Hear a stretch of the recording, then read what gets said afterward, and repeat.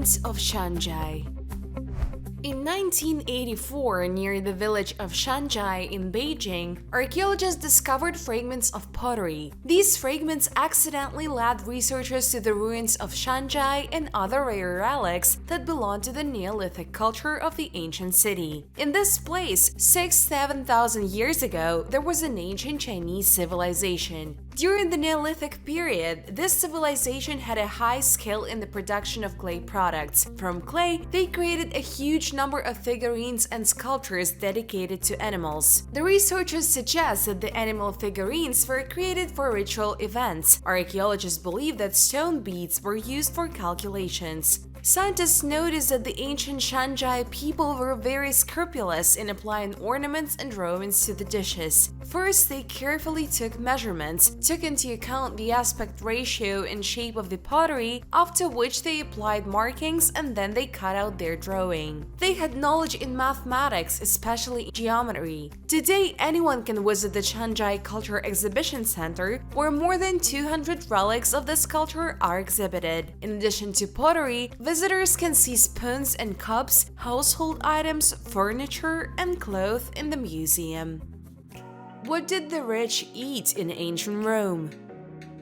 Ancient Rome was a powerful empire that greatly influenced the life of mankind. Even now, much of what has become commonplace for us came to us from ancient Rome. Concrete, roads and highways, stitched books and plumbing, delivery service and newspapers, heated floors and graffiti. But the Caesar salad, which almost every person on our planet knows about, has nothing to do with the Emperor Julius Caesar. The only thing is that this salad was invented by an Italian in 1903. So what did people eat in ancient Rome then if they didn't have Caesar salad on the table? The Romans woke up early, at 6 a.m. Then they also had breakfast with bread with date fruits and honey, which they washed down with wine. Also for breakfast, they could eat up the food that remained after dinner and also drank wine. At about 11 a.m., they ate meat with bread and cheese. The most important meal was at lunchtime. The Romans had a 3-course meal: eggs, shellfish or meat with olives, washed down with wine diluted with water. Honey was added to this drink as a sweetener. Then they served meat or fish. The Roman elite ate more exquisitely. They roasted a whole pig or an exotic bird, an ostrich or a peacock, of course not without fruits and nuts. Almost never a single meal was complete without their favorite garum sauce. They made it from small fish and fish waste, which were mixed with vinegar, salt, and wine. It was the most popular sauce in ancient Rome, and each region had its own recipe. As you already understood, wine in ancient Rome flowed like a river. It seems to me that if they had tea bags, then they would also brew tea in wine with the addition of honey. For dinner, the Romans often invited guests to their home with whom they could sit at the table for a good 4 hours. And after the end of these gatherings, guests could take the rest of the food home with them. The owner of the house regarded this as a compliment. Before going to bed, they also had a meal. It was fruit with bread. From all of the above, we can conclude that the ancient Romans loved to eat and drink wine. And when they were engaged in the development of their state and the conquest of new lands, well, this is a whole different story.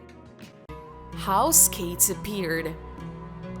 Figure skating is one of the most beautiful and spectacular sports. Interestingly, the history of this hobby began about 3,000 years ago, and the first skates looked a little different from what you're used to seeing now. The Dutch made this sport popular, and the Russians brought the sport to a completely different level. They say that the Cimmerians, a tribe of nomads who lived on the territory of the northern Black Sea region, were the first to use skates. As skates, they used pointed animal bones, which were tied to the leg with a rope. In the 13th century, there was a need for skates in the form of a vehicle for moving on ice. When the reservoirs froze and people needed to cross to the other side, they modernized the skates and made them from wood and metal. Thus, they became more reliable and could serve for a longer time. Skates came to Russia thanks to Peter I after he visited Holland. However, he made changes. Now the skates were not fastened with ropes and straps, they were nailed to the soles of the shoes. In 1871, 1971, the first ever skating congress was organized, at which it was decided to recognize figure skating as an official sport.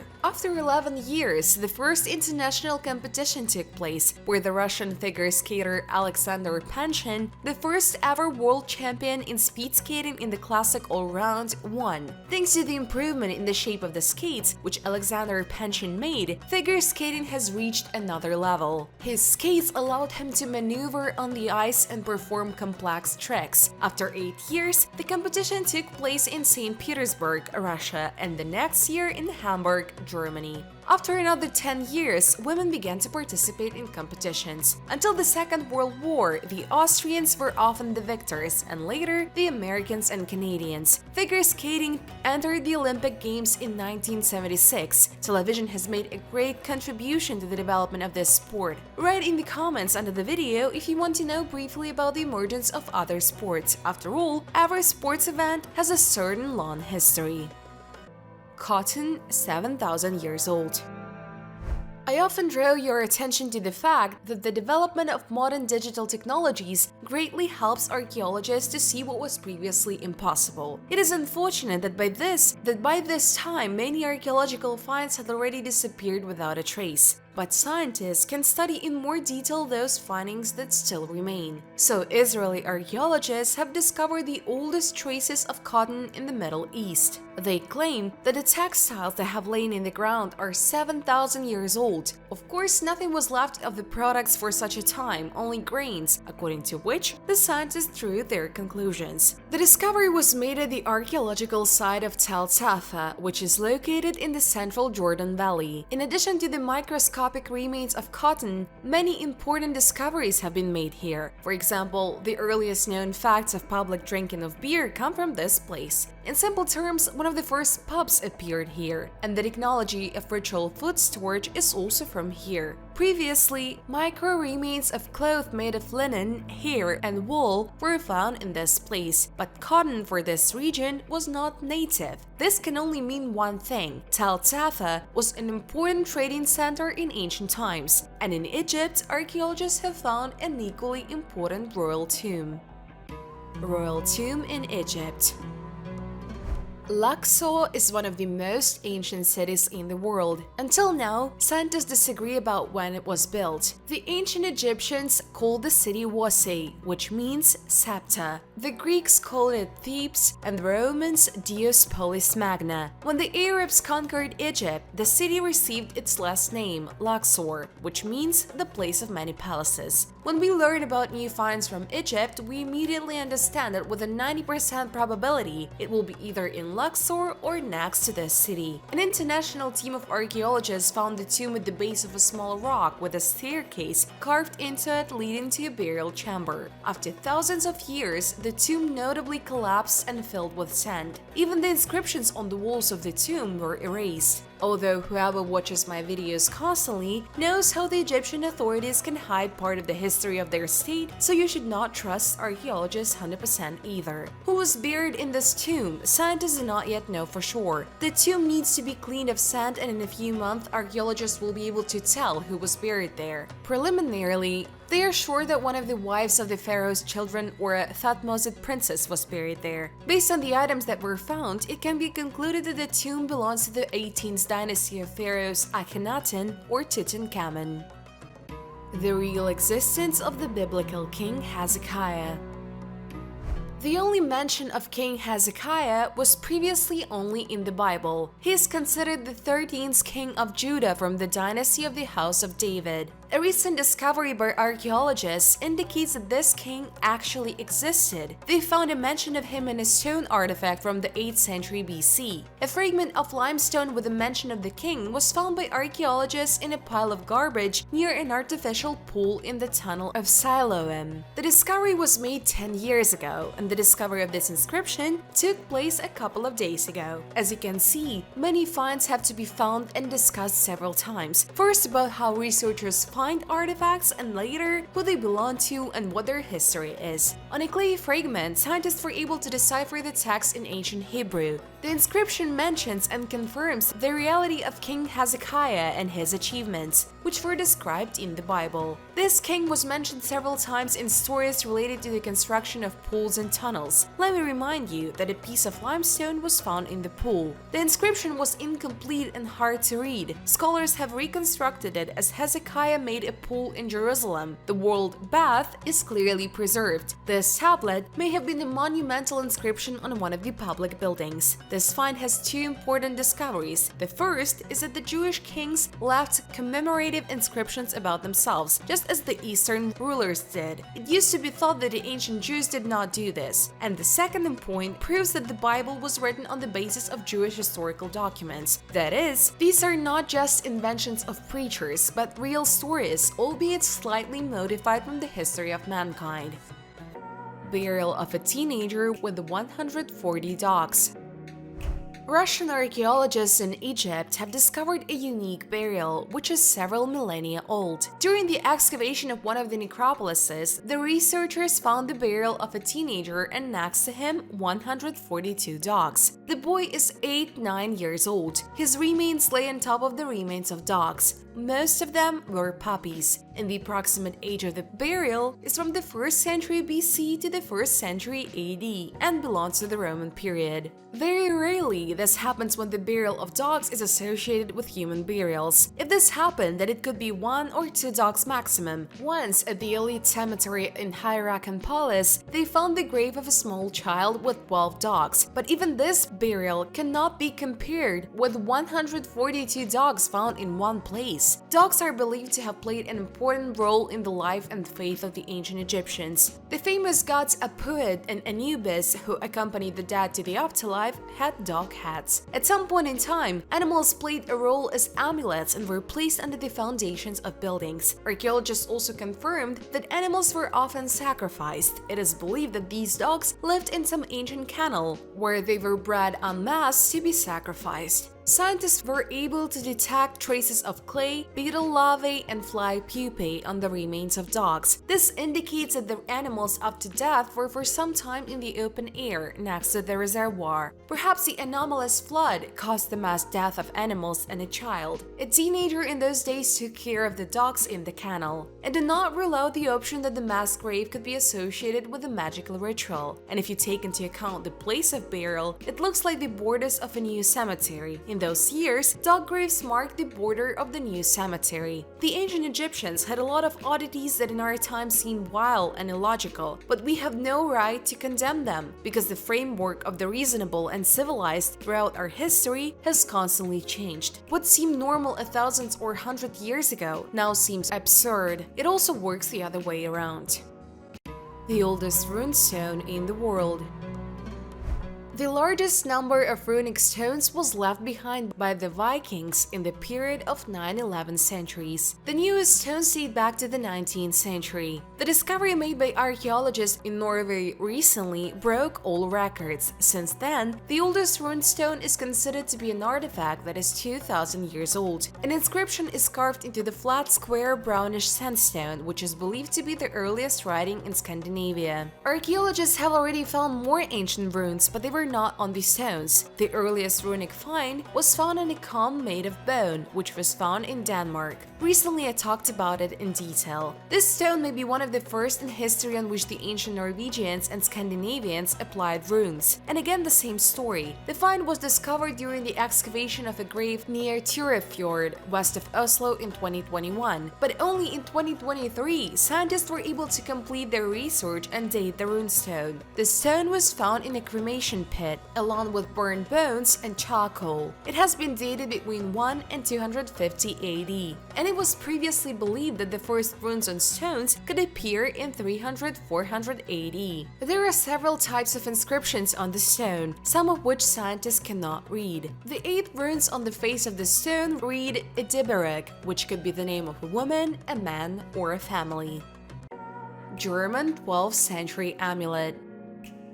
In Germany, on the territory of the old town in Mainz in 2008, archaeologists found an ancient pendant that is more than 800 years old. An amulet was found in a medieval garbage pit. For more than 15 years, scientists have been trying to understand what is inside. The pendant could not be opened without damaging it, therefore researchers have been trying for many years to find a way to look inside. As a result, they used a high-tech method of neutron tomography and found bone fragments, a piece of silk thread and a piece of beeswax inside. The phallus was dated to the end of the 12th century. It is made of copper and decorated with images of Jesus, Mary, 4 apostles, and 4 female saints. Archaeologists have determined the similarity of this amulet with 3 others found in Germany and believe that they were produced in the same workshop in Lower Saxony in the city of Hildesheim. If you only knew how much time archaeologists spent on the restoration of ancient artifacts. In the case of this pendant, it took specialists more than 500 hours of time before using neutron tomography. They literally bit by bit removed traces of corrosion and dirt from the surface of the pendant. Historians believe that the pendant is a phylactery, an amulet that protects the wearer from evil spirits, and inside such objects are usually the relics of saints. Phylacteries were very popular in the Middle Ages. They were worn around the neck on a silk cord. Scientists promised to identify who owned the bone fragments found inside. Usually in such amulets there was a strip of parchment on which the name of the saint was written. In our case, the note was not found. Spells from the Book of the Dead. Perhaps I will start my story about the first find from the archaeological cradle, from the place with which archaeology is associated with each of you, Egypt. Saqqara is a gigantic necropolis of the ancient Egyptian capital of Memphis. The last time unusual papyruses were found here was more than 100 years ago, and today archaeologists are incredibly lucky. They found a 16-meter ancient papyrus with spells from the Book of the Dead. As soon as archaeologists found it, they decided that it was 9 meters long, and after restoration and cleaning, they realized that its length was 16 meters. Experts from the Egyptian Museum in Tahrir were engaged in its restoration, where it received its name, Vaziri Papyrus. The uniqueness of this find also lies in the fact that this is the first papyrus that was discovered by an Egyptian and named after an Egyptian. It sounds rather strange, but who then discovered all the finds in Egypt and was engaged in the excavations? For many years, excavations in Egypt have been carried out by archaeologists from all over the world, especially researchers from Great Britain, whose colony was Egypt. They promised to show the papyrus at the opening of the Great Egyptian Museum. At the moment, experts are translating it from hierarchical into hieroglyphic and Arabic, so that every person in the modern world has the opportunity to read spells from the Book of the Dead. The only question is, do we need to read these ancient spells? Write in the comments what you think about this. The Book of the Dead is a funerary text from ancient Egypt containing declarations and spells to aid the dead in the afterlife. The book consists of funerary texts and is dated to 50 BC. The discovery of this mysterious papyrus with spells from the Book of the Dead will shed light on the beliefs of the ancient Egyptians and the transition to the realm of the dead. A ship that was not subject to the laws.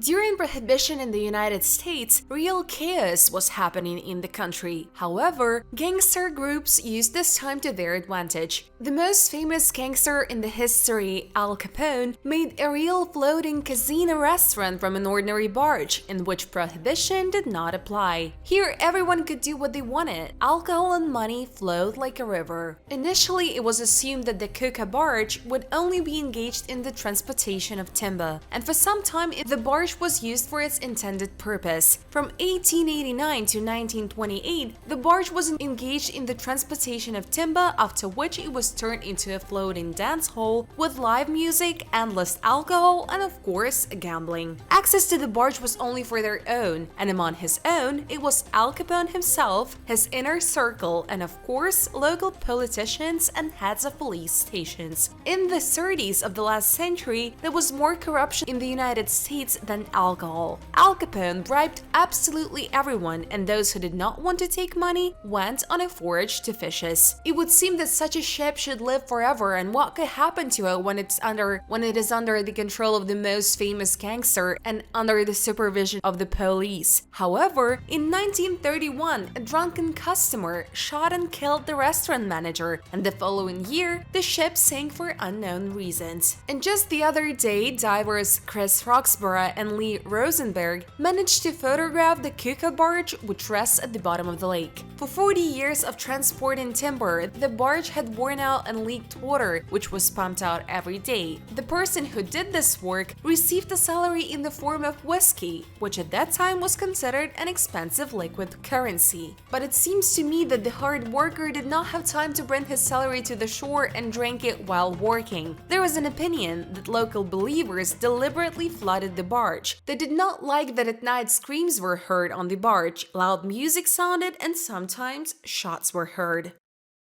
250 fossilized Titanosaur eggs.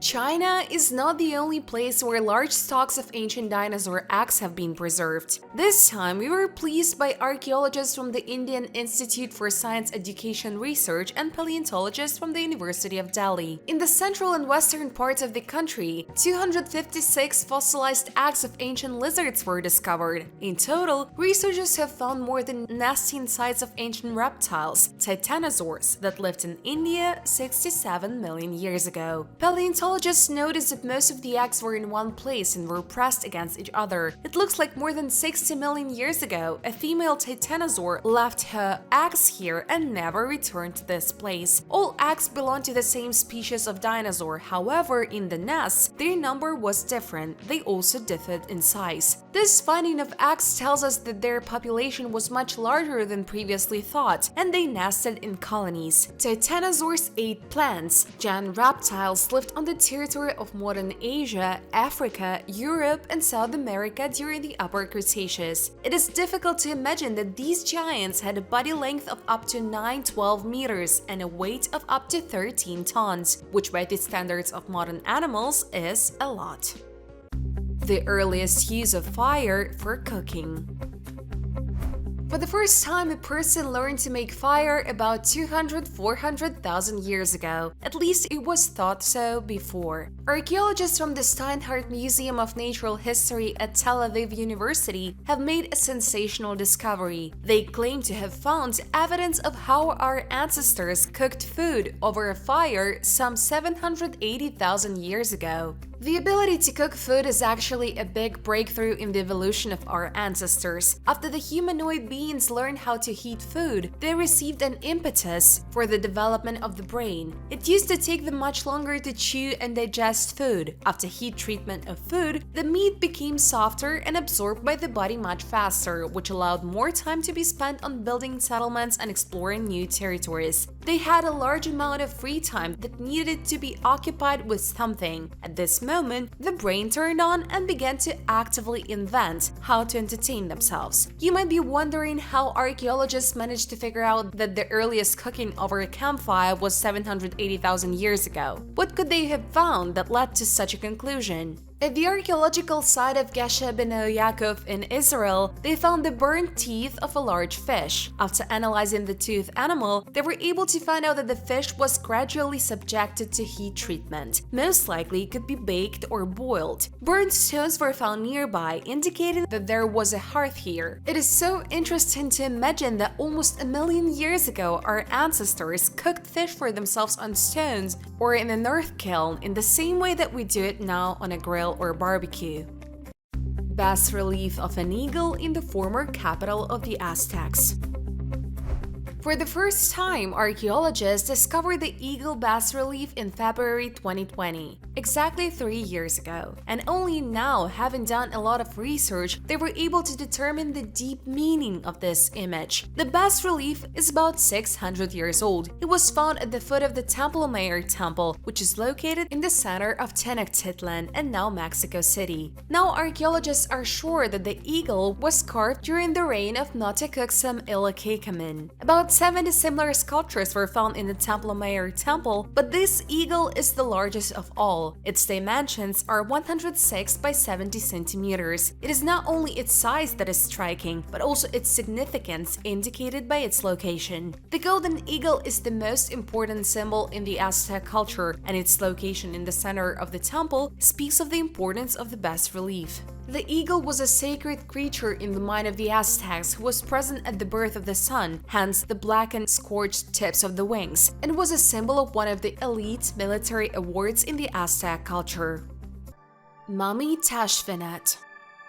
This is the oldest mummy in Africa. In Libya, at the archaeological site of Wan Mehajiak, archaeologists have discovered unique mummies. After a lot of research, scientists said that the mummies are 5,400–5,600 years old. Their uniqueness lies in the fact that their age is older than all previously found in neighboring Egypt. The discovery was made by Professor Fabrizio Mori in 1958. The mummy of a 3-year-old child was found in the fetal position. The embalmed body was carefully wrapped in leaves and covered with an antelope's skin. Instead of internal organs, there were some herbs in the body. Scientists are still studying the mixture of herbs to understand how the body was able to survive for almost 6 years. After the discovery of this mummy, archaeologists are sure that the first mummies on the mainland did not appear in Egypt. The Egyptians used mummification techniques borrowed from other people.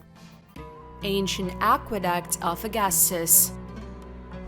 In the previous video, I said that one of the most important achievements of ancient Rome, which was still used today, was plumbing. However, it looked different. So archaeologists find parts of aqueducts in the former territories of ancient Rome. They recently discovered an unknown section of the ancient aqueduct of Augustus in Campania. It facilitated the transfer of drinking water from Crypta Neapolitana to Posillipo Hill and Nishida Island and is in excellent condition. At the moment, it is the longest known section of the Augustus Aqueduct, which has a length of 647 meters. With the help of this aqueduct, experts in antiquity could regulate the pressure of water from simple to extreme. Now experts will try to dig it out completely and take the soil for analysis to determine how the climate changed during the time of ancient Rome. In fact, the aqueduct is not only practical, water to every house, but also beautiful and majestic. The practice of aqueducts was later used all over the world. The Roman emperors thus wanted to win over the citizens of the empire. During all this time, more than 350 kilometers of aqueducts were built throughout the Roman Empire, and only a small part of them ended up underground.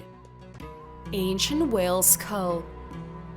The Goddard family wanted to find a couple of ancient shark teeth. It is a common practice in the United States when amateur paleontologists find fragments of the remains of ancient fish and animals on the shore. They did not find shark teeth, but they found something more outstanding and larger, a real whale skull, which is 12 million years old, and its dimensions are so gigantic that it took 2 months to dig it out. For you to understand, with a skull length of 1.5 meters, its weight was 295 kilograms. Specialists from the Museum of Paleontology congratulated Cody Goddard and his wife on such a find. They said that such a discovery is like winning the Paleontology World Cup. It is preliminarily believed that this is an ancient Miocene baleen whale, but we will find out the exact answer later, when real paleontologists and not amateurs carefully study it. At the moment, this is the best preserved whale skull of all that was found in the Calvert Cliffs area. The baleen whale, or as it is also called the Cetotherium, could swim very quickly, and rightly so, because the megalodon swam nearby. And in order not to fall into the mouth of this predator, the whale needed to move in the ocean as quickly as possible. Further thorough cleaning of the skull before it is shown in the museum may take several more months. Magic amulet in Egypt. And again, we will go to ancient Egypt. Archaeologists have unearthed 20 ancient tombs in the city of New Damietta. In one of the burials, archaeologists found gold items, a statue of the cat goddess, and magical amulets. The burials were dated to 688 BC, which is approximately the 26th dynasty. The shape and material of the tombs differed in composition from raw bricks to simple pits. The tombs contained artifacts made of gold foil. The foil was rolled in the shape of ancient Egyptian gods such as Isis, who was one of the most important deities. There were also golden figures of the cat goddess and the god Horus with the head of a falcon. Ancient texts say that the Egyptian gods had flesh of gold. Such amulets provided protection from the depicted gods and also helped the deceased to find himself in the world of the gods. In addition to golden amulets and statuettes, there were many pottery in the tombs. Also, miniature models of canopic vessels were found in the tombs, which were used to preserve the insides of the deceased during the mummification process. So far, archaeologists cannot give an exact answer to whom the tombs belonged, but the number of valuable artifacts found here is simply amazing. Cocoons of Condo Lagoon.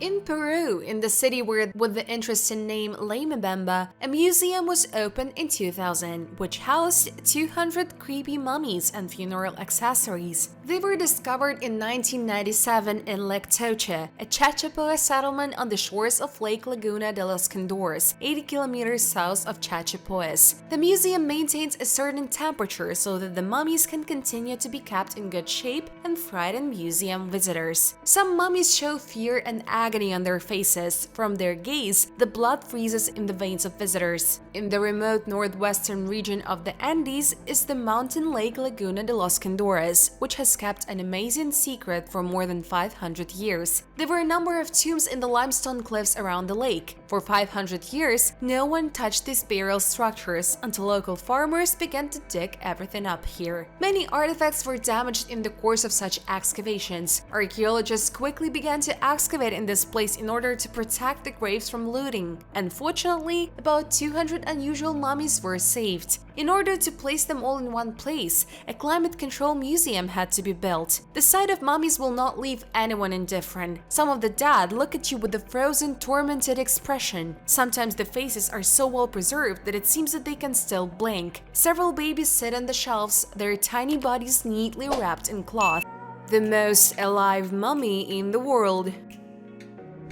This story began a little over 100 years ago. It happened in Italian Palermo in 1918. Rosalia Lombardo was born, and not having lived 1 week before her second birthday, the girl died of pneumonia. It is clear that the girl simply did not have time to become popular. Everything happened after death. The girl's father was heartbroken. In connection with this, he decided to use the services of the best specialist of that time, Alfredo Salafia. The mummification specialist introduced a special composition of formalin, chlorine, alcohol, salicylic acid, glycerin, and zinc into the girl's arteries, which saved her circulatory system from decomposition. After this mummification process, the girl was placed in a small glass coffin, and to this day her body is kept in a small church in Palermo. This girl is 100 years old, but she looks like she is still alive. Everyone who saw the mummified girl does not believe that she is not sleeping. Mummification helps the body to be stored for a long time. However, due to the natural decomposition process, the healthy and flesh appearance of the deceased will in any case change. It is impossible to carry out mummification in order to completely preserve the skin tone and eye color as they were in life. As they say, the impossible is possible. Either a miracle happened in our case, or the mummification specialist really had a great talent. And that's not all. Scientists who constantly monitor the girl's body fix weak electrical impulses sent by her brain with a duration of 33 and 12 seconds. Such impulses are characteristic of a living person, although the fact of the death of a girl has been confirmed more than once. Whatever it is, but the mystery of the most living mummy in the world is forcing tourists from all over the world to come to Sicily and personally see a little girl with a yellow bow on her head who looks like she is still alive. Giant sword in Japan. Japan is famous for its history, and especially the history of ancient swords, which were unusually large. In Tomio Maruyama burial mound, archaeologists found an iron sword, dako, 2.3 meters long. The dako blade got its name from its wavy serpentine shape. Japanese archaeologists often found such swords in burial graves, and there are already more than 80 such finds, but this sword has its own uniqueness. It is the longest of all that has been preserved in its entirety. It was impossible to use such swords in battle, especially considering the average height of the Japanese. Most likely, the sword was really used only as a variety of ceremonies. The mirror and shields were used as a tool to protect the dead from evil spirits, and a giant sword could enhance such protection. In addition to the sword, a bronze mirror in the shape of a shield was found in the burial, although such mirrors were usually round in shape. Its dimensions were 64 by 31 centimeters, and its weight was almost 6 kilograms. Archaeologists have not yet noticed signs of looting, so they hope they can figure out who is in the closed coffin and who owns the grave goods. The approximate age of the burial is 300–710 AD. Burial with headless skeletons. At the archaeological site of Vrable Velké Lehemby in Slovakia, archaeologists have discovered a terrible find. 38 people were buried in one grave, but they were all without a head. The approximate age of the burial is 5000 BC. This site appears to have been the largest early Neolithic settlement in Central Europe. In addition to the burial, the researchers identified 313 houses, 80 of which were inhabited by people at the same time. They formally divided all the buildings into 3 villages. Scientists claim that about 600 people lived in this settlement. One of the villages was surrounded by double ditches, almost 1.5 kilometers long. In this moat, archaeologists found the remains of 38 people, including a child. The bones of the buried were mixed with each other, so archaeologists had to spend a lot of time to separate 38 characters from a huge pile of bones. Interestingly, archaeologists have already found decapitated skeletons in the Vrable area, and then they concluded that there was a sacred meaning in such a burial. However, that burial was different from the new one. In the previous case, a separate grave was dug for each person, and in our case, the bodies of 38 people were thrown into one pit and laid at random. But a logical question arises: where are the heads? In some skeletons, the first cervical vertebrae was found, which means it was not an execution and a sacrifice. The heads were removed systematically and neatly, if one can say so about a human head. And what about the story of the Netherlands, which rests underwater? Little Holland underwater. Underwater archaeologists have finally managed to determine what kind of ship rests at a depth of 32 meters near the English coast. Until today, this ship has been listed everywhere as unknown ship sunk off Eastbourne. Now, after many years of research, it was possible to establish that this is Little Holland. This is a Dutch ship of the 17th century which was engaged in the transportation of marble, was built in 1656. In addition to its intended purpose, the ship participated in all major battles of the Second Anglo-Dutch War. The ship was discovered in 2019, and immediately the ship received the status of a super important find and was provided with the highest level of protection. Studying a 17th century ship allows you into the maritime history of that period. There were treasures on the ship which will be lifted ashore and, after all stages of study, sent to the museum. The history of shipbuilding in England and the Netherlands is very exciting. After all, these countries created the best ships of that era. In addition to some of the treasures on the ship were cannons, Italian marble, and Italian ceramics. Marble had to get to the Netherlands for the construction of prestigious houses. For some, it may not seem like a significant detail to find out the name of the ship, but in fact, this is the most important discovery. Thanks to the many historical records about the ship, historians already have all the information. In this way, it becomes much easier to understand who it belonged to, what it was used for, where it was going, and why it ended up at the bottom. The story of the ship is a real historical fact. But what about ancient Greek myth? Stash in the lost city of myths. It's nice when the ancient city of myths turn out to be a reality and really hides treasures. One of these cities was found by archaeologists in Greece and is called Shadows. Historians had information about this city only on the basis of myths, but if you believe the ancient Greek myths, then the Minotaur must be somewhere as well. Therefore, scientists were skeptical about the ancient Greek texts. During the excavation of the city of Shadows, researchers found several ancient caches with coins, and this no longer looks like myth because the coins are are real. An accidental discovery was made by local residents in 1984 when, while digging a well, they stumbled upon an ancient sarcophagus. While specialists in the study of official history arrived here, marauders had long known about this place, and partly the ancient city had already been plundered. Either the marauders were not persistent or the loot was enough for them, the archaeologists still had enough material to further study the city. They found a large public building from the Roman period with complex stonework. During the study of this building, archaeologists found a cache with 18 silver and copper coins, and nearby in another cache there were 2,100 different coins. Their approximate age is 5th-6th century AD.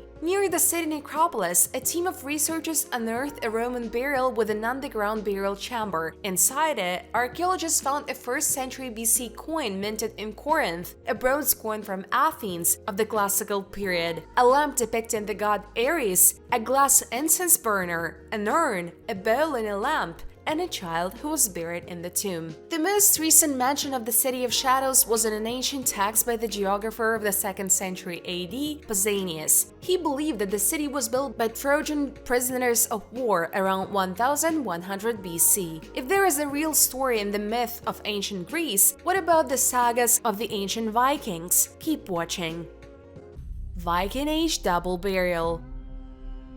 A unique find was made by archaeologists in 1981 near the village of Gadrup, near the city of Roskilde in Denmark. The researchers found not just an unusual, but a very strange burial by those standards. A woman and a man lay in the grave, but they were buried in completely different ways. The reconstructed burial is today considered the main attraction of the local museum in Roskilde. The photo shows how huge stones lie on the chest, left arm and legs of a woman, and next to it lies a heavy tip of a spear 40 centimeters long. It is not always possible to determine the sex from the bones 100%, but in our case, archaeologists are sure. The pelvis of the skeleton is small, but experts are sure that the woman gave birth more than once. It is also clear from the skeleton that the woman is not young. The spear is too large to actually be used in combat, so it was more symbolic. But with stones, the story is more interesting. It is believed that huge stones were placed on a woman out of fear of her. People thought that in this way, it would save them from the fact that a woman could wake up after death. There were interesting things with the man too.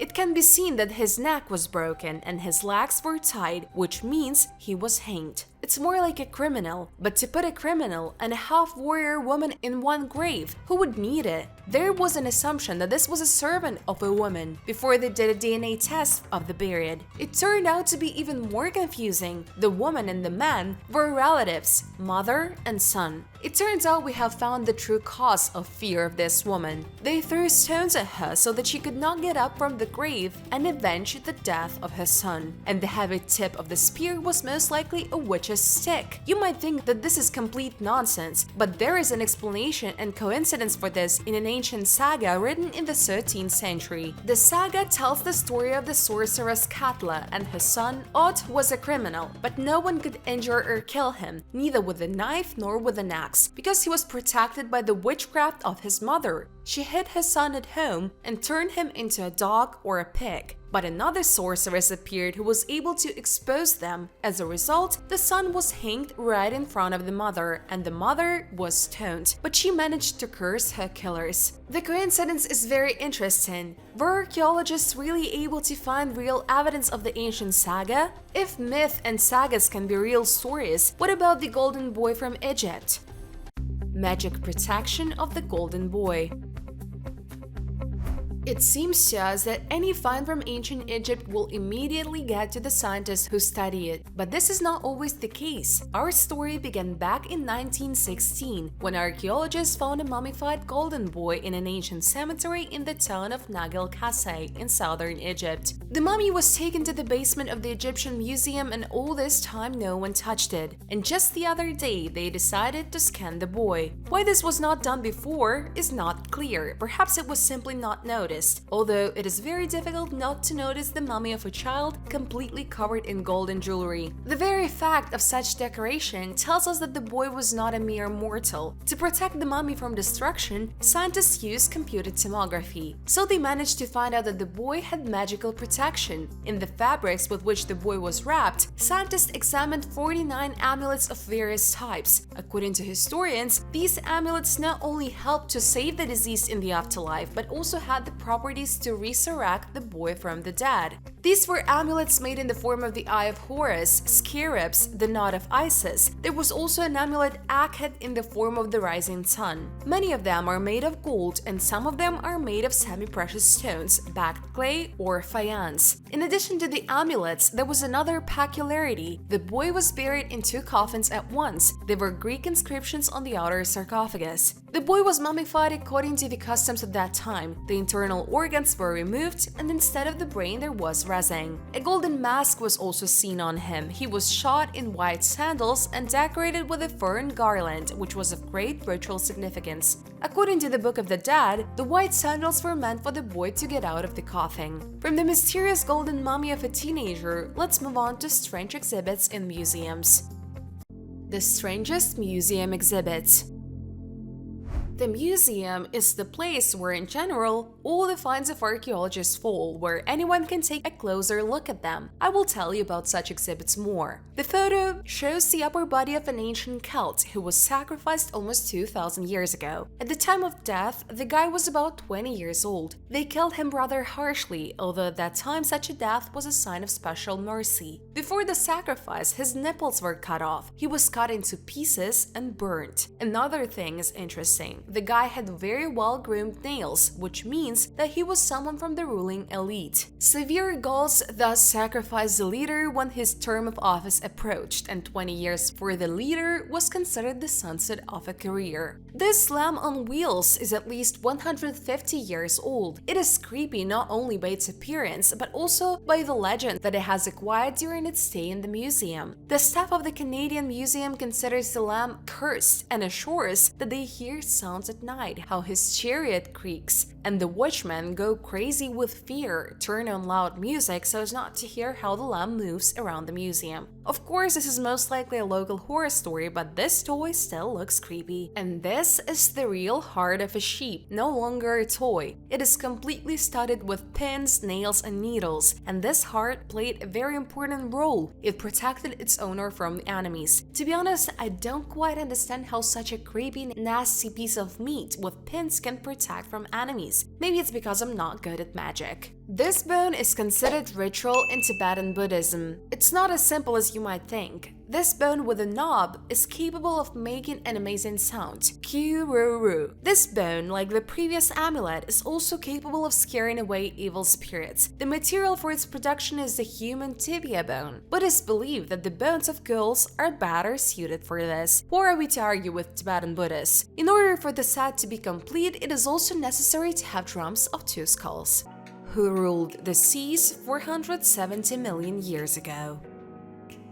Nowadays, the seas and oceans hide a huge number of giant living beings. However, 500 million years ago, there were even more creatures and they were incredible in size. During excavations in southern Morocco, paleontologists discovered giant fossils of 3 swimming arthropods. This discovery made it possible to learn about new sea creatures that lived on our planet 470 million years ago, at the very time when crustaceans and insects 2 meters long lived with them. The Taichuda region in southern Morocco was underwater in those early years, and now it is a desert. In the desert, as you know, excavations are much easier to carry out than deep in the ocean. Scientists have discovered a huge number of ancient remains of arthropods, and now it can be argued that they were at least 2 meters in size and length. The first such creatures appeared on our planet 550 million years ago. Scientists have long been trying to understand when they began to dominate the ecosystem of the seas and to study the evolution of modern insects, crustaceans, and other invertebrates. Not far from Taichuda are the world-famous Feizuat Shale. They are considered one of the 100 most important geological objects in the world, as they play a crucial role in understanding the evolution of Ordovician animals. In this region, paleontologists often find soft parts of animals such as internal organs. This allows to study the ancient world very thorough. However, it is much easier to study history when the finds are not so ancient. Mayan statue without a head. In recent years, all finds from Mexico are associated with the construction of the Mayan train railway. I have already told several times in previous videos how many interesting things the builders managed to discover. This time, they found a headless statue the size of a man, 1.65 meters. Archaeologists believe that the limestone statue is Yom Kib, which translates as the god of the phallus, or fertility. It depicts a prisoner who was captured during a military conflict. Prisoners of war with high status were sacrificed, and soldiers in a simpler way were used as slaves. The sculpture was found in the ancient city of Aqueduct on the Yucatan Peninsula. Translated from the Mayan language, the name of the city means Stone of the Three Suns. The settlement existed from 250 to 900 AD, was first described in the 16th century. Near the city, a huge cave system was previously discovered where, according to archaeologists, local tribes were hiding from the Spanish colonizers. The last mention of the city was in 1500 AD, most likely at the same time the city ceased to exist. Archaeologists cannot yet name the exact reason why the city died out. Aqueduct is a very important and unique place. There are many engravings and inscriptions that tell us about the events of the past. Thanks to the decoding method of the Soviet scientists, which I talked about, we ourselves are able to read about the events and people who were here more than 500 years ago. Visiting the ancient Mayan buildings is one of my goals for the coming years, and when I do, I will definitely tell you and show you. Extinct American lion.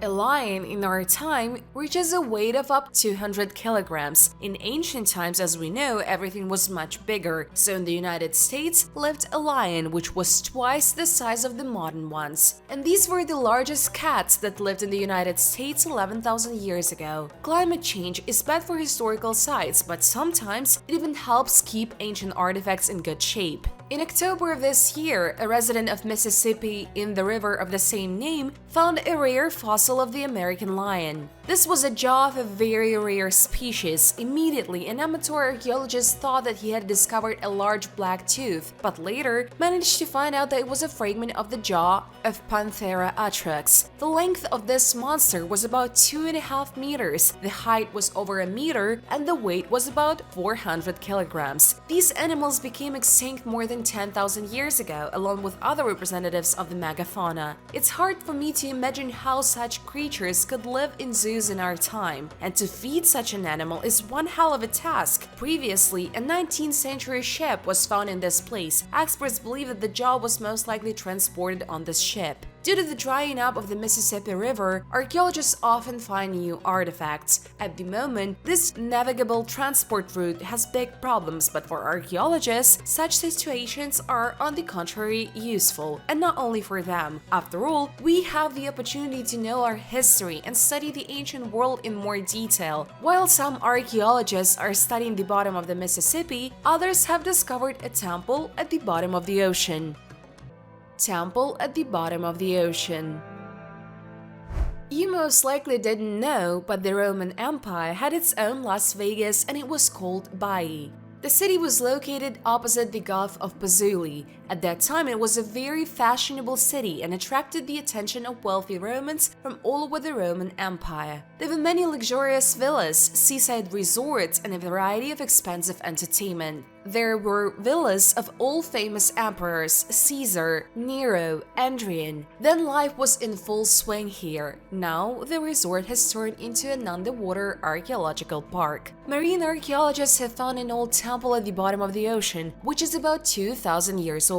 In addition to the temple, a huge area with ancient structures was discovered. Along the 2-kilometer coastline, mosaics, statues, and almost all buildings were well preserved. Mikhail Stefanilo and his colleagues have been studying the area since 2021. They want to create a detailed map of the area and especially to study the ancient temple. The construction of the temple was carried out not only by local residents, but also by immigrants from Central Asia. In addition to them, Nabatean merchants took part in the construction. These are the people who lived in northern Arabia and the southern Levant. Historians found the first evidence of the Nabatean temple in the inscriptions of the 18th century. All these finds were made possible thanks to archaeologists and divers. We dealt with the river, the seas, and oceans too. Now let's move on to studying the pyramids at the bottom of the lake.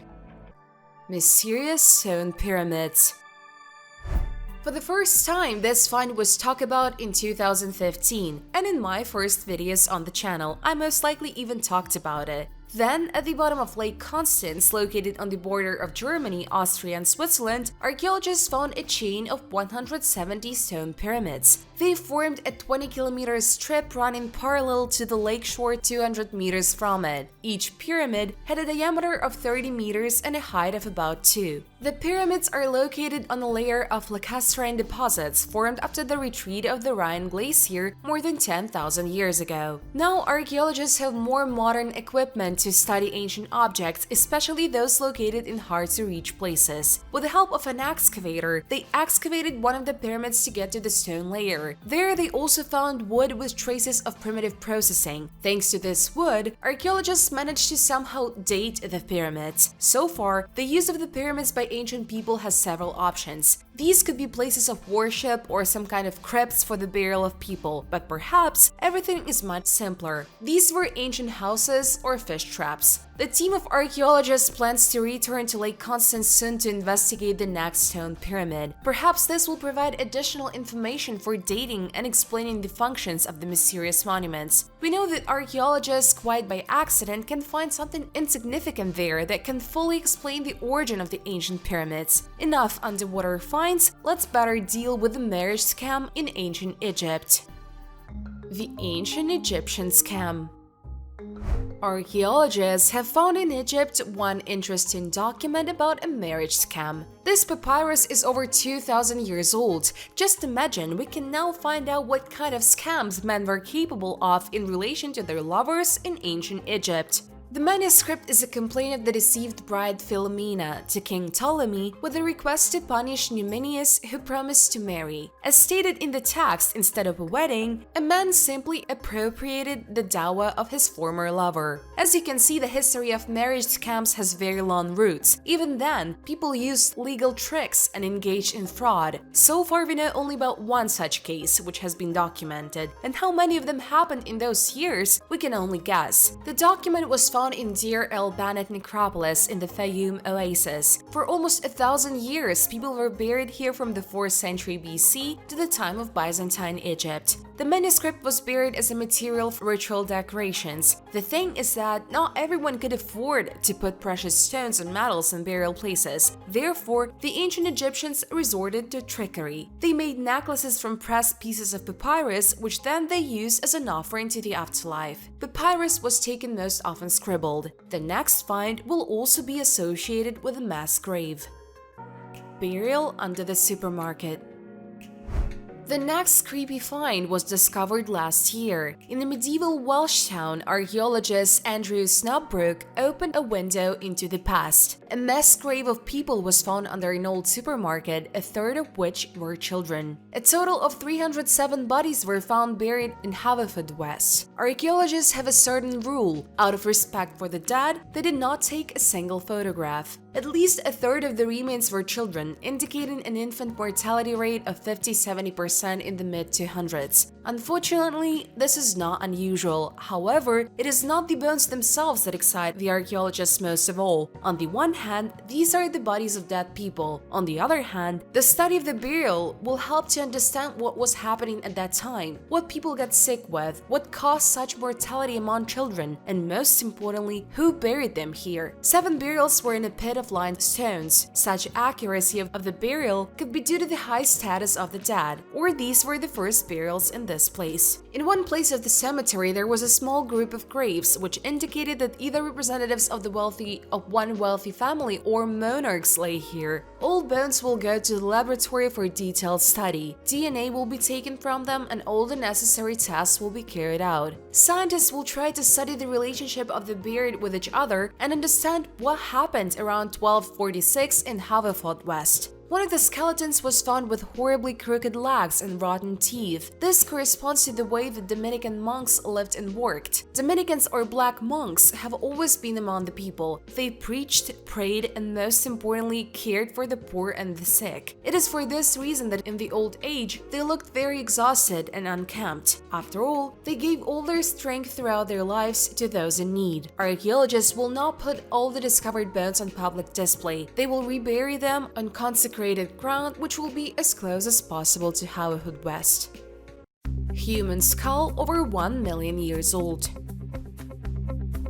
The reality of such finds is confirmed by archaeologists from China. It was there that similar ancient remains of humanoids have been repeatedly found. In our case, the reliability is confirmed by Émile Vialet, a researcher from the National Museum of Natural History in Paris. He confirmed that the skull was perfectly preserved and its age is about 1 million years. Chinese archaeologists have established that the skull belongs to the archaic species of man Homo erectus. In addition to the skull of Homo erectus, animal fossils have been found. Based on all the findings, scientists were able to date the ancient artifacts as accurately as possible. People lived in Yunnan from 1.1 million to 800,000 years ago. Experts identified the forehead, eye sockets, and cheekbones of the skull. It's hard to believe, but we can now see the fossil of a man who lived on our planet more than 1 million years ago. But why have so few fossils been found? Or are we not told about all the finds? Why are some ancient human and animal remains preserved while others turned to dust? In the next video, I will definitely try to answer these questions. In the meantime, I will talk about a unique gold ring from ancient Egypt.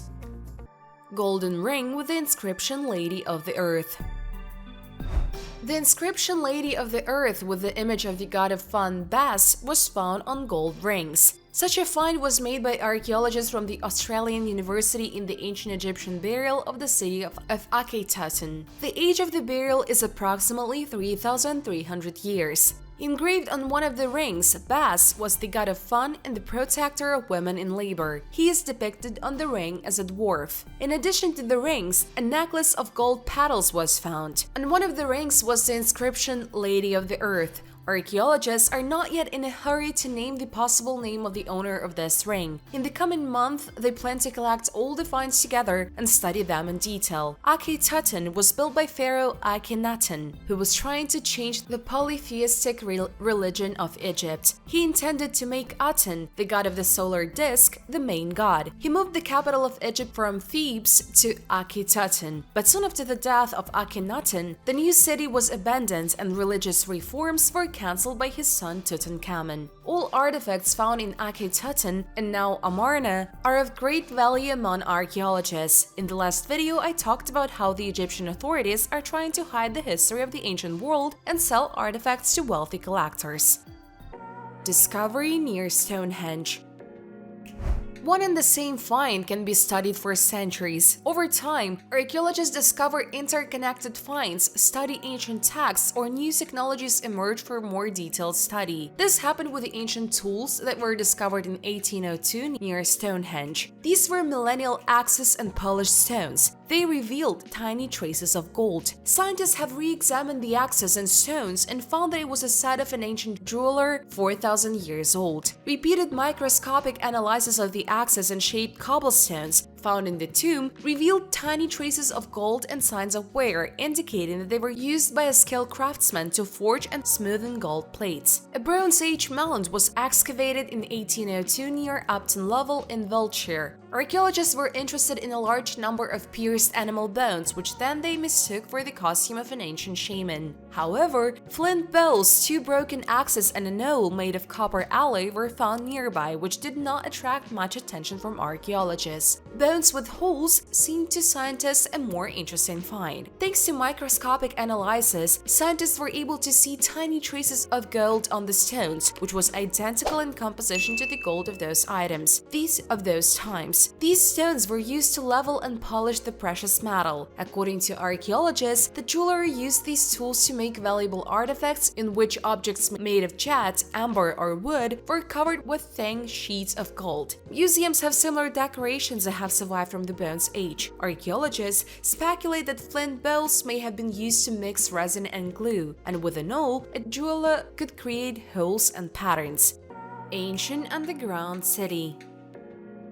Scientists and historians constantly tell something new about the ancient city of Derinkuyu. It was home to early Christians who were hiding from the Romans and Muslim Arabs, who sought refuge from the Arab-Byzantine wars. During the overhaul of the house, the builders destroyed the walls and of course they did not find anything behind them. However, the incident that occurred in Turkey surprised millions of people. A resident of one house broke the walls in the basement and found a multi-level underground city behind one wall. Archaeologists believe that up to 20,000 people lived there. The man lived in this house for several decades and did not even realize that behind one of the walls was a city in the rock, where people lived in the 8th-7th centuries BC. This city has many tunnels and secret labyrinth. Even local residents could get lost here, and what can we even say about uninvited guests? Many passages had huge stone doors that closed from the inside and blocked the passage. When archaeologists call this place a city, they're not exaggerating a bit. There were wells up to 55 meters deep, water channels, ventilation. All conditions have been created so that people do not rise to the surface for a long time. The total area of this giant structure is 276 square kilometers. With a total of 18 floors in Derinkuyu city, this place was very busy. In addition to what looked like apartments, there were schools, prayer houses, and meeting places. Animals were raised as close to the surface as possible to make the smell from cattle come out faster. For the first time, a mysterious and unique city was discovered more than 60 years ago, and archaeologists are still conducting their research here. Scientists have discovered some fragments of history already this year. Let's move on from ancient Turkey to Egypt, where scientists continue to study mummies.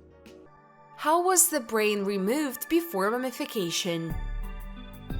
Who just did not tell about mummification in ancient Egypt? One of the most important moments in preparing the body for mummification was the extraction of the brain of the deceased. And in all the history textbooks and feature films, we were told that embalmers took out pieces of the brain through the nose. To confirm or refute this theory, archaeologists have to repeat a similar procedure in our time. This work was done by archaeologists and chemists from the University of York, Stephen Buckley. However, he did not conduct experiments on people, but on dead sheep. After several attempts to remove pieces of the brain from the head of a sheep, he came to the conclusion that it was very difficult to do this. To do this, it is easier to take a long hook and, like a blender, turn the brain into a liquid. It takes about 20 minutes to beat the brain, after which it can simply be poured. It all sounds gross and disgusting. However, thanks to such experiments, we can learn how certain processes took place thousands of years ago. And trust me, that's not the scariest thing scientists have to do.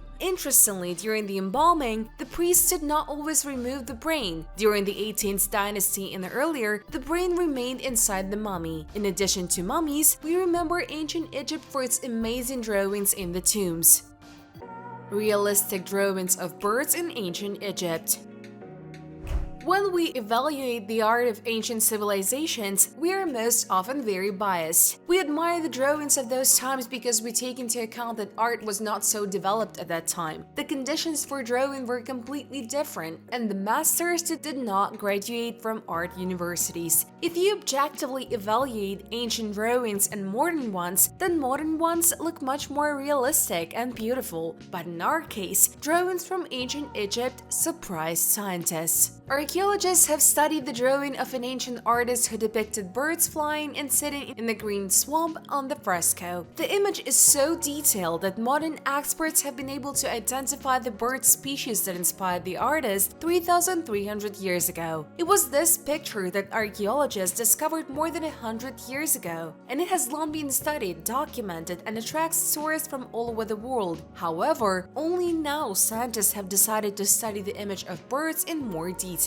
Rock pigeons, lesser piebald kingfisher, several ruddies, common shrike, Lanius calurea, and white wagtail, Motacilla alba, are present in the picture. Today, the room in which the drawing was found is called the Green Room. Most likely was intended for the royal family so that they could relax there. In ancient times, most likely in addition to images of birds and flowers, the room was decorated with live plants and live music played there. When the frescoes were first discovered, they were very fragile, and it is good that the experts managed to create copies of them in the form of a drawing. At the moment, they are completely destroyed. The rock dove and the pied kingfisher can still be found in Egypt all year round, but the white wagtail and the common shrike are migratory birds. Ancient artists marked the shrike and wagtail with triangular markings on the tail, which birds do not have in real life. The researchers speculated that the artists may have painted these marks to indicate that both bird species only visited Egypt seasonally.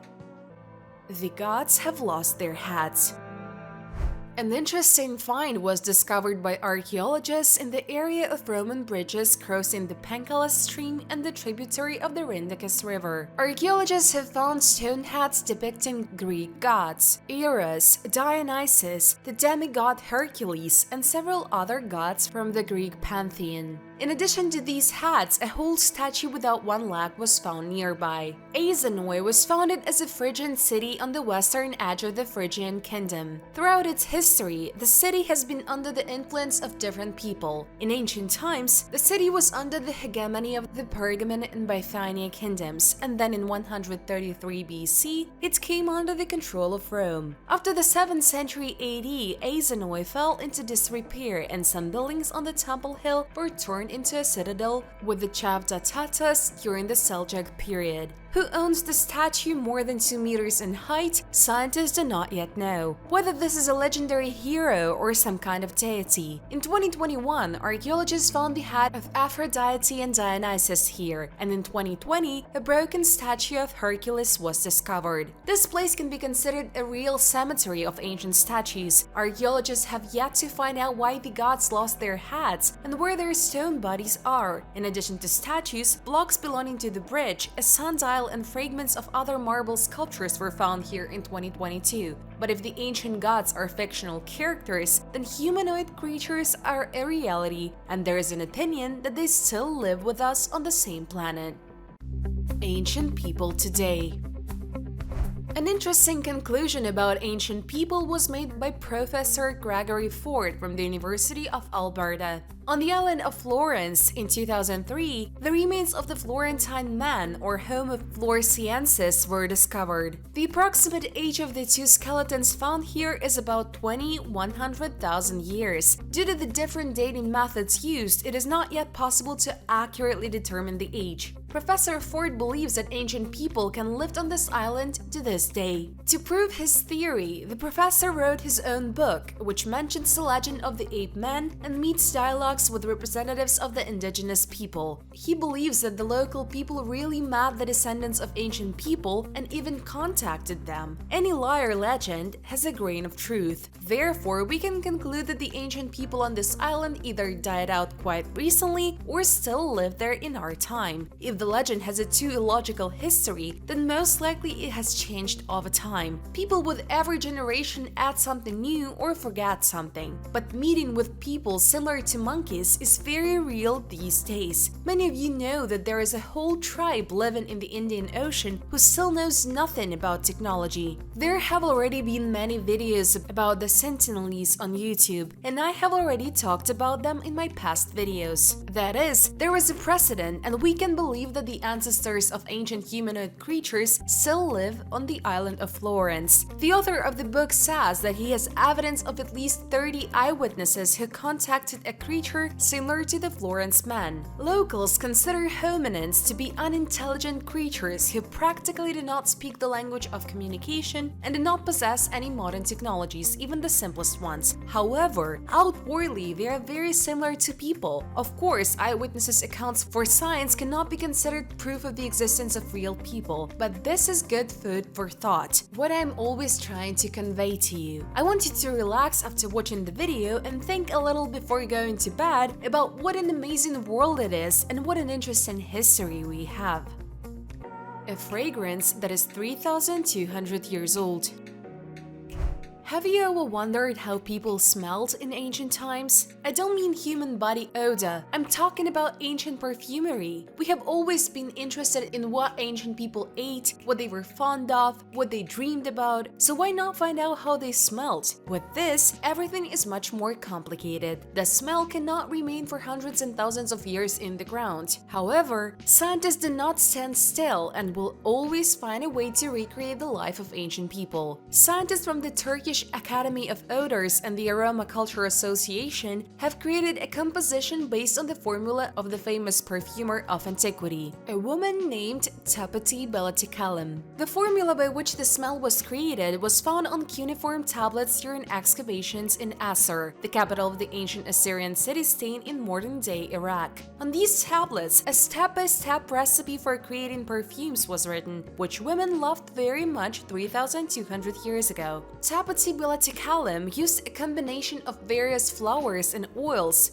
as well as calamus, cypress, myrrh, horseradish, spices, and balm to create her perfume. She mixed all the components with water and other solvents, used the distillation method as during the production of moonshine, after which she filtered the resulting liquid several times. Similar methods of perfume production are used today. However, in addition to the physical method of creating perfume, she was also guided by rituals. For example, she made her products exclusively under the full moon. But there are things that scientists have not been able to translate. By the word hurts you, the author of the recipe meant some kind of vessel. In fact, he too may have played a key role in the creation of the fragrance. The traditions of perfumery art in this territory are 8,000 years old, so archaeologists will have a lot of work to do to find the same ancient smell that fascinated man in antiquity.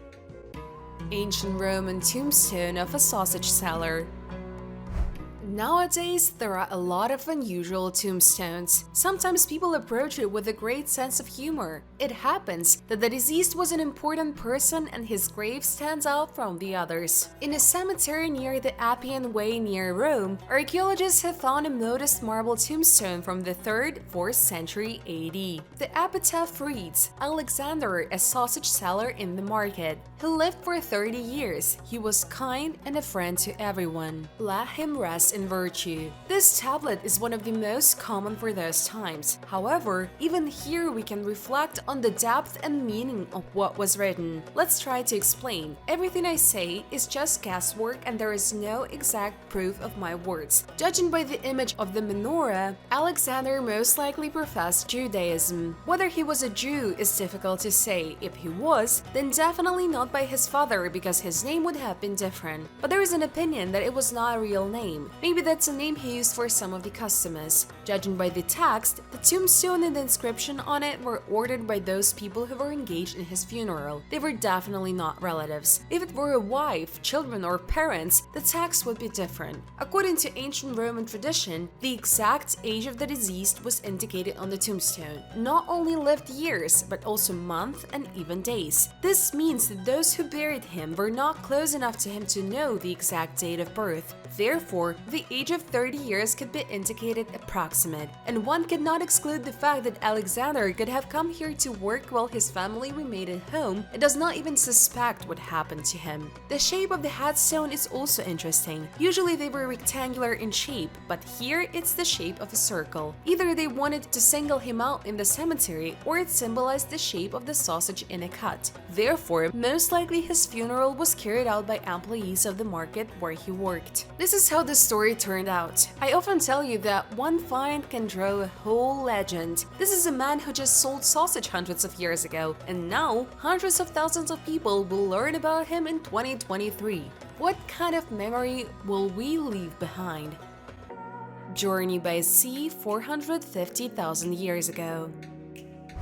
Archaeologists in Greece have made a sensational discovery. They found evidence that the extinct ancestors of modern humans could have sailed the Mediterranean almost 500,000 years ago, and we still consider them primitive. Between Greece and Turkey is one of the cradles of antiquity, the Aegean Sea. Not only now this place attracts tourists from all over the world, hundreds of thousands of years ago it was warm and good here as well, and the sea was saturated with a huge amount of fish. Many anthropologists believe that hundreds of thousands of years ago, the water level in the Aegean Sea was much lower. There were many islands in the sea, and between the islands there were some land bridges. Therefore, moving between continents, relaxing on these busy islands is not a difficult task. What if there were no bridges? To find out, the researchers decided to check to what extent the water level in the Aegean Sea has fallen over the past few 100,000 years. They found that during the ice ages, the level dropped 152–225 meters below its current level. As it turned out, even extremely low sea levels would not be enough to keep your feet from getting wet. This proves that to get to the islands and leave traces of their stay there, now found by archaeologists, ancient people would have to set sail. So far, archaeologists cannot say for sure what kind of humanoid creatures they were, which were able to move long distances in the sea. And the strangest thing is that then there was nothing like navigational instruments, and how they could move between the islands and coordinate their path is a completely different topic for the video. Archaeologists suggest that these were the Heidelberg people or even their descendants, the early Neanderthals. This is confirmed by the fact that when our descendants began their migration from Africa to Europe, they did it not only by land but also by sea. The secret language of the Ice Age.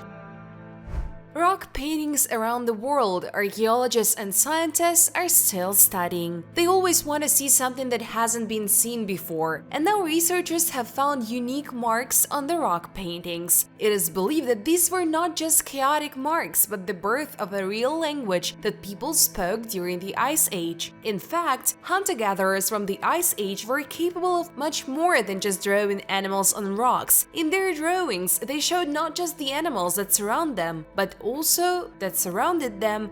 recorded detailed information about their lives. These drawings are over 20,000 years old. For a long time, researchers believe that their meaning is much deeper than archaeologists previously thought. Often new discoveries are made by random people, and so it was now. The usual furniture restorer and amateur archaeologists came to the conclusion that the markings on the cave paintings indicated the life cycles of animals. At first glance, the random dots and stripes may appear to be part of the design, but Bacon argues that they reveal the record of information and links to the calendar and take the form of a kind of writing. There are sequences of markings next to images of reindeer, wild horses, fish, and bison. Scientists compared the birth cycles of modern animals, took them as a standard, and found a certain pattern. With these symbols, people of the Upper Paleo period communicated with each other while writing. It is still impossible for us to understand exactly how their words or sounds sounded, but it can be said for sure that the combination of these symbols denoted events regarding animals, perhaps the periods of their mating or birth. It looks like some kind of instruction for zoologists or a farmer. Every person from that time understood in what period of time the mating of horses or the birth of the offspring of the reindeer takes place. For many, this may seem like an insignificant discovery in the field of archaeology, but in fact, we can finally understand when the first writing began to appear on our planet. Ancient people were not nearly as stupid as we are told in history books. 2,000-year-old cemetery in Siberia.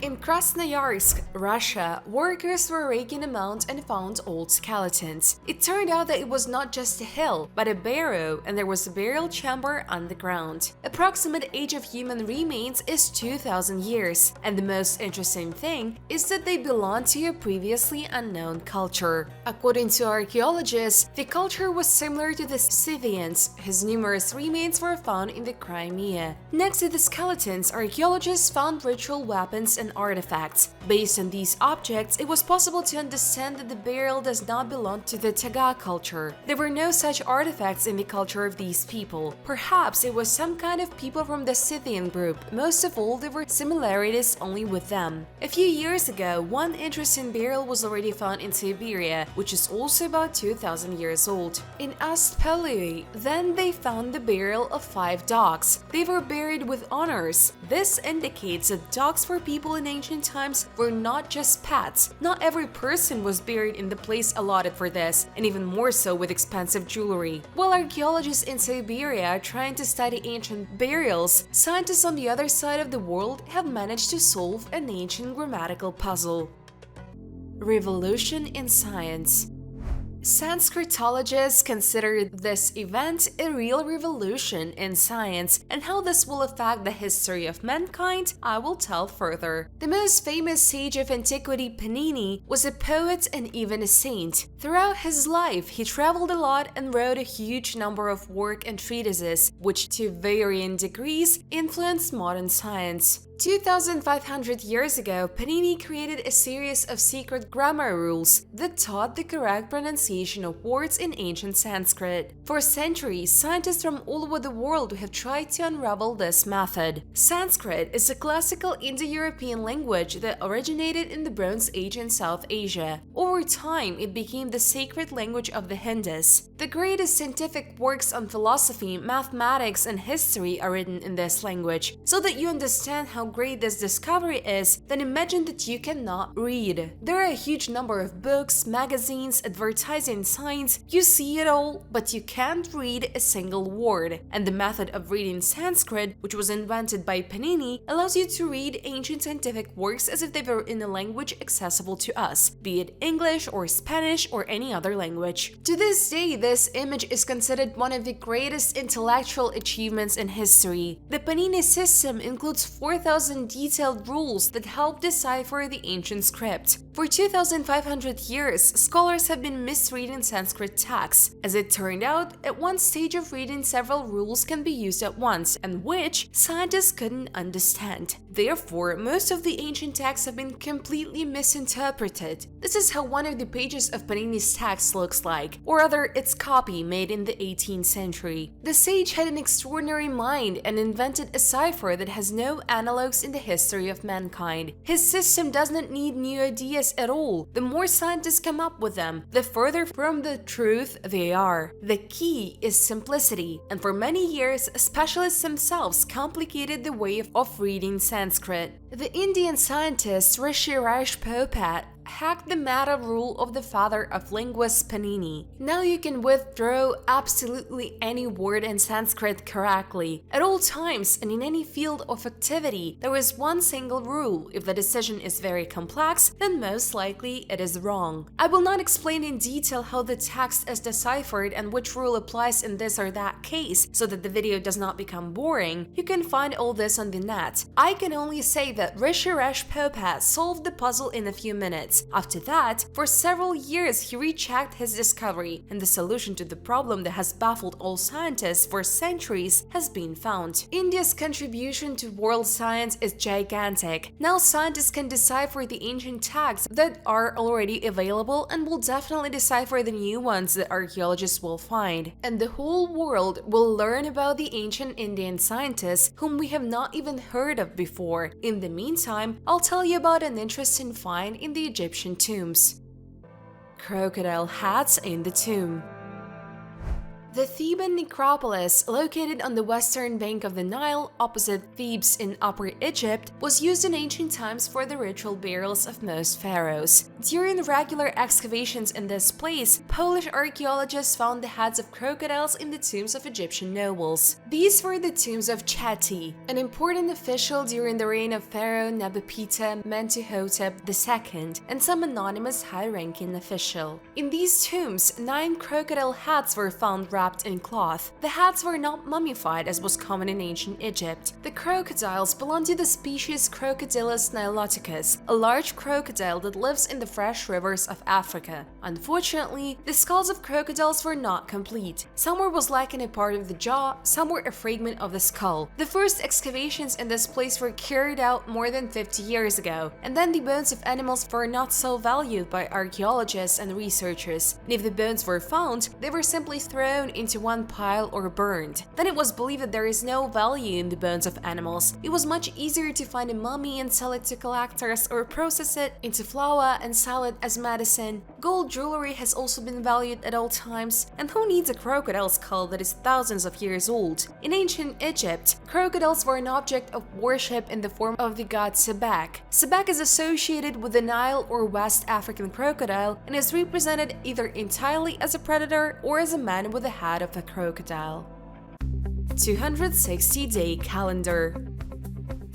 How many days are there in a year? Anyone on our planet knows, but for most people this number sounds like 365, and for the inhabitants of some part of Mesoamerica, it is the number 260. As well as 3,000 years ago, these people use calendars in which there are 260 days a year. And just the other day, researchers found the earliest evidence that ancient stone structures were used to mark the seasons. With the help of lidar and aerial photography, archaeologists have discovered hundreds of architectural complexes that have been aligned to synchronized observations of the sunrise and sunset of the sun, moon, and other celestial objects in accordance with this 260-day cycle. This calendar was most likely invented based on the cycles of corn growing and human reproduction. The earliest documented evidence of the use of this calendar was a glyph depicting the seven deer, one of the days of the calendar, as part of the 3rd century BC fresco in Guatemala. Unfortunately, these cultures did not leave written records of earlier periods, so it was difficult for scientists to prove that people used the 260-day cycle of the year until archaeologists found the stone remains of a giant calendar. Judging by the size of this structure, it was of great importance to the Olmecs, Maya, and other cultures of that time, at least during the period when corn cultivation became widespread in their region. Excavating in the impenetrable jungle is a very difficult task, so aerial photography with lidar has become a real miracle for archaeologists. Thanks to such opportunities, researchers can know in advance where to conduct their excavations. In addition to the stone calendar, experts have found many other buildings, pyramids, and temples, and soon in my next videos I will definitely talk about them. In the meantime, we will go to Israel, where according to archaeologists, they found the tomb of the midwife of Christ. Mysterious tomb in Israel. There are many places for pilgrimage on our planet, and each place has its own legend or history. So in Israel, archaeologists decided to explore the place of pilgrimage of early Christians many centuries ago, and to this day, it is believed that this is the tomb of a woman who was present at the birth of Christ. Well, the question is, did Christ's midwife ever exist? Not far from the ancient city of Lachish, 50 kilometers from Jerusalem, back in 1984, marauders found the tomb of Salome. 2,000 years ago, this cave was the burial of a wealthy Jewish family. The cave consists of several chambers, in the walls of which burial niches are carved. In ancient times, the tomb was robbed by other marauders. Everything valuable was taken out of the tomb, the coffins were broken, and the remains of people were lying on the ground. The tomb is decorated with carvings and mosaics. Such a tomb is not unique, and archaeologists have found quite a few of these throughout Israel. In addition to skeletons, traces of the presence of people of the early Byzantine period were found here. The remains of oil lamps, which are associated with pilgrims. There were also many inscriptions on the walls. Judging by the text, they were left by believers. Some of the inscriptions were in Arabic. What could attract Christian pilgrims to the Jewish tomb? After analyzing the inscriptions on the walls, scientists came to the conclusion that a certain Salome, who was the midwife of Christ, was buried here. This woman is mentioned in pictures and in the Gospel of James. Archaeologists suggest that the name Salome could be carved on one of the ossuaries. Some of the early Christians familiar with the Gospel of James may have seen this and reported to others that they had found the tomb of a midwife holding the Christ child in her arms. To ensure the flow of pilgrims, such information is quite enough. No one will check whether the midwife of Jesus is really buried in this place. It is enough for people to simply say this, and they already believe it. The oldest animation in history. If you thought before that animation was invented in the 19th, 20th century, then you're mistaken. Archaeologists have found something similar to the animation, and this artifact is about 5,200 years old. A unique vase was discovered in 1967, but the image on it could only be seen now. At the Burned City, an archaeological site in southeastern Iran, researchers have found a goblet with scorched red sketches of a jumping goat that comes to life when the vase is spun. To be precise, in 5 consecutive images, the horned goat is jumping up and down. Researchers believe that in this way he is trying to eat leaves from the Assyrian tree of life. At least it looks like that when you twist the vase. You can see this vase in the National Museum of Iran. Persian potters in ancient times were fascinated by the movement of animals and came up with such animation to capture this event. Thus, the first animation in history appeared. While in the territory of ancient Iran they tried to capture a goat in motion, in Germany, people in ancient times used the wishing well. Wooden wishing well.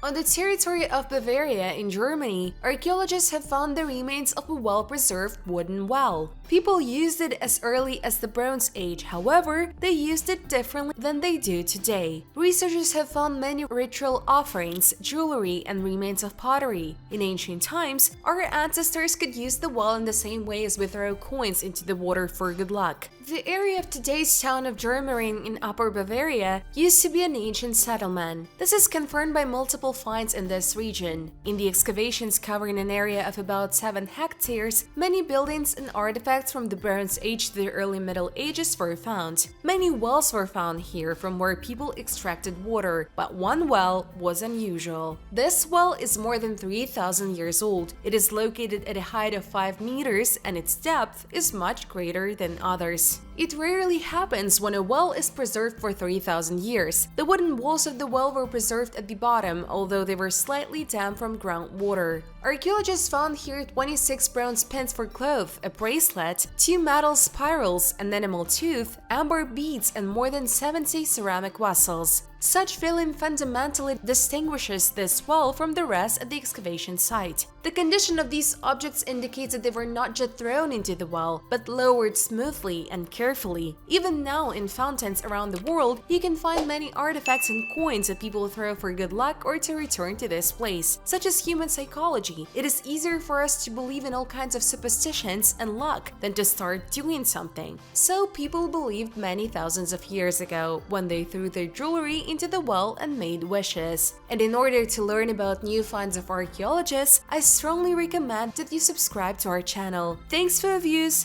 bye everyone!